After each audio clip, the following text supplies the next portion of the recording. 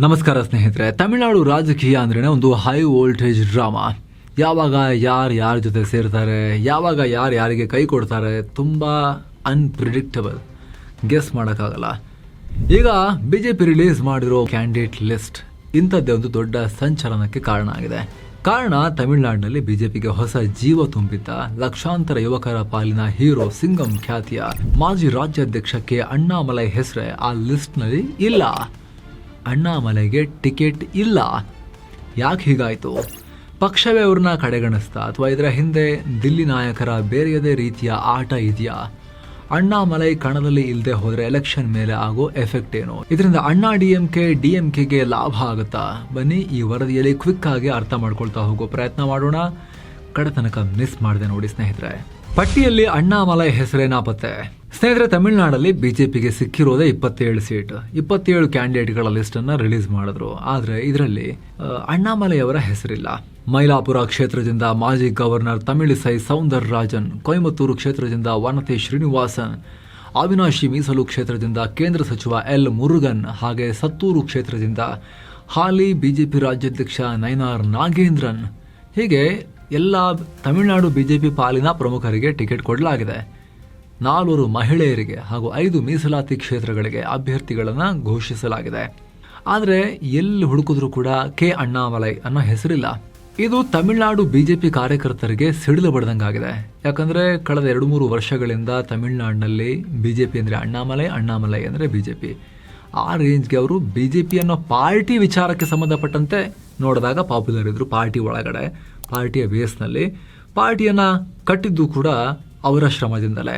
ಗಲ್ಲಿ ಹೋಗಿ ಲಿಟ್ರಲಿ DMKಯ ಸ್ಥಾಪಿತ ಕೋಟೆ ವಿರುದ್ಧ ಇವರು ಏಕಾಂಗಿಯಾಗಿ ನಿಂತು ಬಡಿದಾಡಿದ್ರು. ಅವರ ಎನ್ ಮಕ್ಕಳು ಅಂದರೆ ನನ್ನ ಮಣ್ಣು ನನ್ನ ಜನ ಪಾದಯಾತ್ರೆ ಸಂಚಲನ ಸೃಷ್ಟಿ ಮಾಡಿತು. ಎಲೆಕ್ಷನ್ ಅಖಾಡದಲ್ಲಿ ಅಣ್ಣಾಮಲೈ ಫೈಟ್ ಮಾಡ್ತಾರೆ, ಕೊಯಮತ್ತೂರು ಅಥವಾ ಬೇರೆ ಯಾವುದಾದ್ರೂ ಸ್ಟ್ರಾಂಗ್ ಕ್ಷೇತ್ರದಿಂದ ಗೆದ್ದು ಬರ್ತಾರೆ ಅಂತ ಕಾಯ್ತಾ ಇದ್ದ ಅಭಿಮಾನಿಗಳಿಗೆ ಈ ಲಿಸ್ಟ್ ದೊಡ್ಡ ನಿರಾಸೆ ಮೂಡಿಸಿದೆ. ಹೈಕಮಾಂಡ್ ಯಾಕೆ ಹೀಗೆ ಮಾಡ್ತು? ಅಣ್ಣಾಮಲೈರನ್ನ ಮೂಲೆ ಗುಂಪು ಮಾಡಿದ್ರ ಅನ್ನೋ ಚರ್ಚೆ ಎಲ್ಲ ಕಡೆ ಜೋರಾಗಿ ಕಾಡ್ಗಿಚ್ಚಿನಂತೆ ಹರಡ್ತಾ ಇದೆ. ಆದರೆ ಖುದ್ದು ಅಣ್ಣಾಮಲೈ ಮಾತನಾಡಿ ಏನು ಹೇಳಿದ್ರು ಗೊತ್ತಾ? ಇಲ್ಲ, ಹೈಕಮಾಂಡ್ ಆ ಥರ ಏನು ಅನ್ಯಾಯ ಮಾಡಿಲ್ಲ, ಇದು ನಾನೇ ತಗೊಂಡಿರೋ ನಿರ್ಧಾರ, ನಾನು ಸ್ಪರ್ಧೆ ಮಾಡಲ್ಲ ಅಂತ ಲೆಟರೇ ಬರೆದು ಬಿಟ್ಟಿದೆ ಅವರಿಗೆ. ನಾನು ಆ ರೀತಿ ಡಿಸೈಡ್ ಮಾಡಿರ್ಬೇಕಾದ್ರೆ ಸ್ಪರ್ಧೆ ಮಾಡಲ್ಲ ಅಂತ ನಂಗೆ ಅವ್ರು ಯಾಕೆ ಟಿಕೆಟ್ ಕೊಡ್ತಾರೆ ಅಂತ ಅಣ್ಣಾಮಲೈ ಪ್ರಶ್ನೆ ಮಾಡಿದ್ದಾರೆ. ಹಾಗಿದ್ರೆ ಅಣ್ಣಾಮಲೈ ಏನ್ ಮಾಡ್ತಾರೆ ಮುಂದೆ? ಅದಕ್ಕೂ ಅವರೇ ಉತ್ತರ ಕೊಟ್ಟಿದ್ದಾರೆ. ನನ್ನ ರೋಲ್ ಏನಿದ್ರು ಕೂಡ ಕ್ಯಾಂಪೇನ್ ಮಾಡೋದಷ್ಟೇ. ತಮಿಳುನಾಡು ಮಾತ್ರವಲ್ಲ, ಕೇರಳ, ಪುದುಚೇರಿ ಪೂರ್ತಿ NDA ಅಭ್ಯರ್ಥಿಗಳ ಪರವಾಗಿ ಎಲ್ಲಾ ಕಡೆ ಹೋಗಿ ಪ್ರಚಾರ ಮಾಡ್ತೀನಿ, ಅದೇ ನನ್ನ ಮುಂದಿನ ಕೆಲಸ, ಟಾಸ್ಕ್ ಅಂತ ಹೇಳಿದ್ದಾರೆ. ಇದಕ್ಕೆ ಸಪೋರ್ಟ್ ಮಾಡೋ ಹಾಗೆ ದಿಲ್ಲಿಯಲ್ಲಿ ಕೇಂದ್ರ ಸಚಿವ ಪಿಯೂಷ್ ಗೋಯಲ್ ಕೂಡ ಒಂದು ಸ್ಟೇಟ್ಮೆಂಟ್ ಕೊಟ್ಟಿದ್ದಾರೆ. ಅಣ್ಣಾಮಲೈ ಪಾರ್ಟಿಗಾಗಿ ಹಗಲಿರುಳು ಕೆಲಸ ಮಾಡಿದವರು, ಅವರು ಇಡೀ ರಾಜ್ಯಾದ್ಯಂತ ಪ್ರಚಾರ ಮಾಡ್ತೀನಿ ಅಂತ ತಾವಾಗೆ ಮುಂದೆ ಬಂದಾಗ ಪಕ್ಷ ಅವರ ರಿಕ್ವೆಸ್ಟ್ ಅನ್ನ ಪರಿಗಣಿಸಿದೆ ಅಂತ ಹೇಳಿದ್ದಾರೆ. ಅಂದ್ರೆ ಇಲ್ಲಿ ದಿಲ್ಲಿ ನಾಯಕರು ಅಣ್ಣಾಮಲೈ ಅವರನ್ನ ಸೈಡ್ ಲೈನ್ ಮಾಡಿಲ್ಲ, ಬದಲಾಗಿ ಇದೊಂದು ಸ್ಟ್ರಾಟಜಿಕ್ ಡಿಸಿಷನ್ ಅಂತ ಹೇಳಿ ಬಿಂಬಿಸೋ ಪ್ರಯತ್ನವನ್ನ ಅಣ್ಣಾಮಲೈನೂ ಮಾಡ್ತಿದ್ದಾರೆ, ಹೈಕಮಾಂಡು ಮಾಡ್ತಾ ಇದೆ. ಆದ್ರೆ ತೆರೆ ಹಿಂದಿರೋ ಪಾಲಿಟಿಕ್ಸ್, ತಮಿಳುನಾಡು ಪಾಲಿಟಿಕ್ಸ್ ಅನ್ನ ಸ್ವಲ್ಪ ಇಣುಕಿ ನೋಡೋರಿಗೆ ಎಲ್ಲರಿಗೂ ನೀಟಾಗಿ ಕಣ್ಣಿಗೆ ಕಾಣುತ್ತೆ. ಅದು ಮೈತ್ರಿಗಾಗಿ ಬಲಿಯಾದ್ರ ಅಣ್ಣಾಮಲೈ. ಸ್ವಲ್ಪ ಫ್ಲಾಶ್ ಬ್ಯಾಕ್, ಸ್ವಲ್ಪ ಕಹಿ ಸತ್ಯ. 2023 September time Annamalai Tamil Nadu BJP president ಆಗ ಅಗ್ರೆಸಿವ್ ಅಪ್ರೋಚ್ ಹೇಗಿತ್ತು ಅಂದರೆ ಅವ್ರದ್ದು ಕೇವಲ DMK ಮಾತ್ರ ಅಲ್ಲ, ತಮ್ಮದೇ ಮೈತ್ರಿಕೂಟದಲ್ಲಿದ್ದ ಅಣ್ಣಾ DMK, AIADMK ಅವ್ರ ಮೇಲೂ ಕೂಡ ಮುಗಿ ಬೀಳ್ತಾ ಇದ್ರು. AIADMK ನಾಯಕರ ಭ್ರಷ್ಟಾಚಾರ, ಅವರ ಹಿಂದಿನ ಲೀಡರ್ಗಳ ಬಗ್ಗೆ ಅಣ್ಣಾಮಲೈ ಮಾಡ್ತಾ ಇದ್ದ ಕಟು ಟೀಕೆ AIADMKಯ ಲೀಡರ್ ವಿಶೇಷವಾಗಿ ಎಡಪ್ಪಡಿ ಪಳನಿಸ್ವಾಮಿ ಅವರಿಗೆ ಅಕ್ಷರಶಃ ಉರಿ ಹಾಕಿತ್ತು. ಇದರ ರಿಸಲ್ಟ್ ಏನಾಯಿತು ಅಂದರೆ AIADMK ಕೋಪಗೊಂಡು NDA ಮೈತ್ರಿಕೂಟದಿಂದಲೇ ಹೊರಬಂತು. ಅಣ್ಣಾಮಲೈ ಪ್ರೆಸಿಡೆಂಟ್ ಆಗಿರೋವರೆಗೂ ನಿಮ್ಮೊಂದಿಗೆ ಸೇರಲ್ಲ ಅಂತ ಓಪನ್ ಆಗಿ ಡಿಕ್ಲೇರ್ ಮಾಡಿದ್ರು ಬಿಜೆಪಿಗೆ. ಆಮೇಲೆ 2024 ಲೋಕಸಭಾ ಚುನಾವಣೆ ಬಂತು. ಬಿಜೆಪಿ ಒಂಟಿಯಾಗಿ ನಿಂತು ಹೋರಾಡ್ತು. ವೋಟ್ ಶೇರ್ ಚೆನ್ನಾಗಿ ಜಾಸ್ತಿ ಆಯಿತು, ಆದರೆ ಸೀಟ್ ಕನ್ವರ್ಟ್ ಆಗಲಿಲ್ಲ. DMK ಕ್ಲೀನ್ ಸ್ವೀಪ್ ಮಾಡ್ತು. ಅಣ್ಣಾ DMKನೂ ಸರಿಯಾಗಿ ಹೊಡೆಸ್ಕೊಳ್ತು. ಪಳನಿಸ್ವಾಮಿ ಪಾರ್ಟಿ ಅಥವಾ ಜಯಲಲಿತಾ ಅಣ್ಣಾದುರೈ ಪಾರ್ಟಿ ಅಂತ ಅನ್ಕೊಳ್ಳಿ, ಅವಾಗಿನ ಲೀಡರ್ಗಳು. ಆಗ ದಿಲ್ಲಿ ನಾಯಕರಿಗೆ ಅಮಿತ್ ಶಾ, JP ನಡ್ಡಾ ಅವರಿಗೆ ಒಂದು ರಿಯಾಲಿಟಿ ಚೆಕ್ ಆಯಿತು. ತಮಿಳುನಾಡಿನಲ್ಲಿ AIADMKಯೊಂದಿಗೆ ಮೈತ್ರಿ ಇಲ್ಲದೆ ಬರೀ ಅಣ್ಣಾಮಲೈ ಅವ್ರನ್ನ ಇಟ್ಕೊಂಡ್ರೆ ಈ ಕ್ಷಣಕ್ಕೆ ನಮಗೇನು ಗಿಟ್ಟಲ್ಲ ಅಂತ ಹೇಳಿ ಲಾಂಗ್ ಟರ್ಮ್ ಅಂತ ಅಣ್ಣಾಮಲೈ ಹೇಳ್ತಾರೆ. ಸರಿ, ಆಮೇಲೆ ನೋಡೋಣ. ಈಗ ಇಮ್ಮಿಡಿಯೇಟ್ಲಿ ಆಗಬೇಕಾಗಿರೋದೇನು?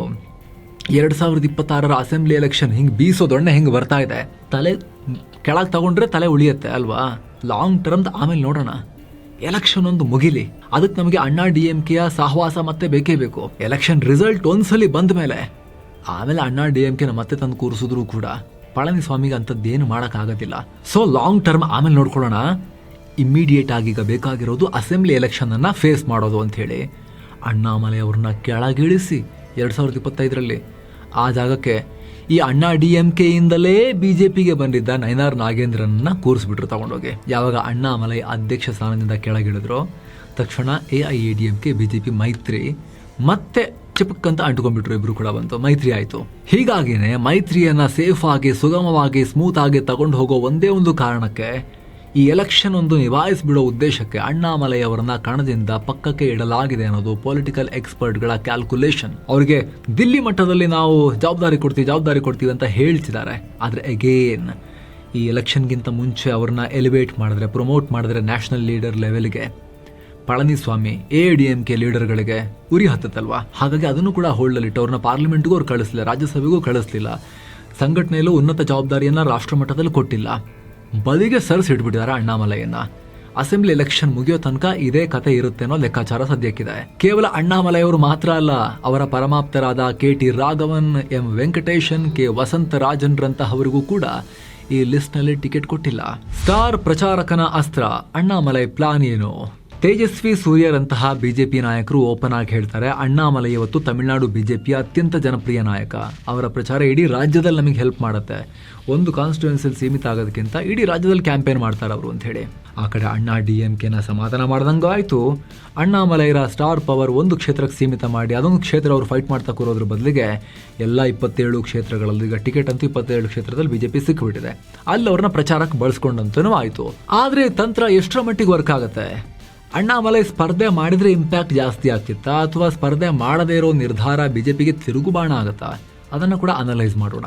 ಅಣ್ಣಾಮಲೈ ಇಲ್ಲದ ಕಣ, ಯಾವೆಲ್ಲ ಕಾರಣಕ್ಕೋಸ್ಕರ ಈ ರೀತಿ ಅಣ್ಣಾಮಲೈರನ್ನ ಪಕ್ಕಕ್ಕಿಟ್ಟಿದ್ದಾರೆ ಅಂತ ಎಕ್ಸ್ಪ್ಲೇನ್ ಮಾಡಿದ್ವಿ. ಯಾವ ಲಾಭದ ಲೆಕ್ಕಾಚಾರ ಇಟ್ಕೊಂಡು ಮಾಡಿದ್ದಾರೆ ಅಂತ ನಿಮಗೆ ಆಲ್ರೆಡಿ ಎಕ್ಸ್ಪ್ಲೇನ್ ಮಾಡಿದ್ವಿ ನಾವು. ಈಗ ತಿರುಗುಬಾಣ ಆದ್ರೆ ಏನ್ ನಷ್ಟ ಆಗ್ಬೋದು ಅಂತ ಕೂಡ ಸ್ವಲ್ಪ ನೋಡೋಣ ಸ್ನೇಹಿತರೆ. ಮೊದಲನೇದಾಗಿ ಕಾರ್ಯಕರ್ತರಿಗೆ ಭಾರಿ ನಿರಾಸೆಯಾಗಿದೆ. ಅಣ್ಣಾಮಲೈರನ್ನೇ ನಂಬ್ಕೊಂಡು ಅವ್ರನ್ನೇ ರೋಲ್ ಮಾಡೆಲ್ ಆಗಿಟ್ಕೊಂಡು ತಮಿಳುನಾಡಿನಲ್ಲಿ ದೊಡ್ಡ ಪ್ರಮಾಣದ ಯುವಕರು BJPಗೆ ಸೇರಿದ್ರು. ಎನ್ ಮಕ್ಕಳ ಪಾದಯಾತ್ರೆಯಲ್ಲಿ ಕಷ್ಟಪಟ್ಟು ಪಕ್ಷವನ್ನ ಸಂಘಟಿಸಿದ್ರು. ಈಗ ಆ ಲೀಡರೇ ಕಣದಲ್ಲಿ ಇಲ್ಲ ಅಂದಾಗ ಯುವ ಕಾರ್ಯಕರ್ತರಿಗೆ ಸ್ವಲ್ಪ ನಿರಾಸೆ ಆಗುತ್ತೆ. ಗ್ರೌಂಡ್ ಲೆವೆಲ್ನಲ್ಲಿ ನೈತಿಕ ಕುಸಿತ ಆಗೋ ಅಪಾಯ ಇದ್ದೇ ಇರುತ್ತೆ. ಅಣ್ಣಾಮಲೈ ಕ್ಯಾಂಪೇನ್ನಲ್ಲಿ ಅವರು ಹೇಳಿದ ರೀತಿಯಲ್ಲೇ ಬಹಳ ಅದ್ದೂರಿಯಾಗಿ ಎಲ್ಲ 27 ಕ್ಷೇತ್ರ ಮತ್ತು NDA ಕೂಟದ ಕ್ಷೇತ್ರಗಳಲ್ಲೆಲ್ಲ ಜೋರಾಗಿ ಓಡಾಡಿದ್ರೆ ಸ್ವಲ್ಪ ಮ್ಯಾನೇಜ್ ಆಗ್ಬೋದು ಈ ಪಾಯಿಂಟ್.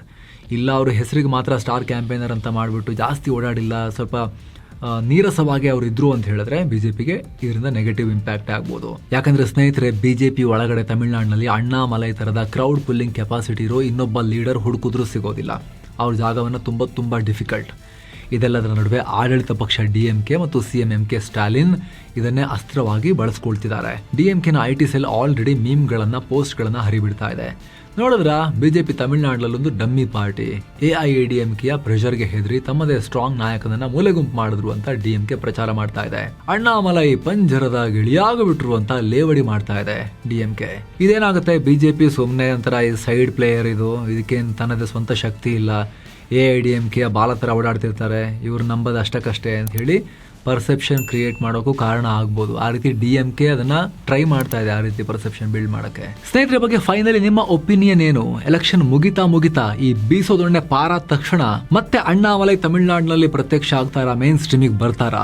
ನಿಮಗೆ ಅನಿಸುತ್ತೆ? ಮಿಸ್ ಇಲ್ಲದೆ ಕಾಮೆಂಟ್ ಮಾಡಿ ತಿಳಿಸಿ. ಹಾಗೆ ಸ್ನೇಹಿತರೆ, ವಿಡಿಯೋ ಕೆಳಗಡೆ ಇರೋ ಜಾಯಿನ್ ಬಟನ್ ಮೂಲಕ ಆಸಕ್ತ ವೀಕ್ಷಕರು ಮಸ್ತ್ ಮಗ ಪ್ರೀಮಿಯಂ ಮೆಂಬರ್ಸ್ ಆಗ್ಬೋದು. ಎಲ್ಲ ಮೆಂಬರ್ ಓನ್ಲಿ ವಿಡಿಯೋಸ್ ನೋಡೋಕೆ ಶುರು ಮಾಡ್ಬೋದು.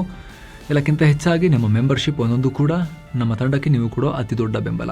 ಆಸಕ್ತರು ಚೆಕ್ ಮಾಡಿ ಮತ್ತೆ ಭೇಟಿ ಆಗ್ತಿರೋಣ. ನಮಸ್ಕಾರ.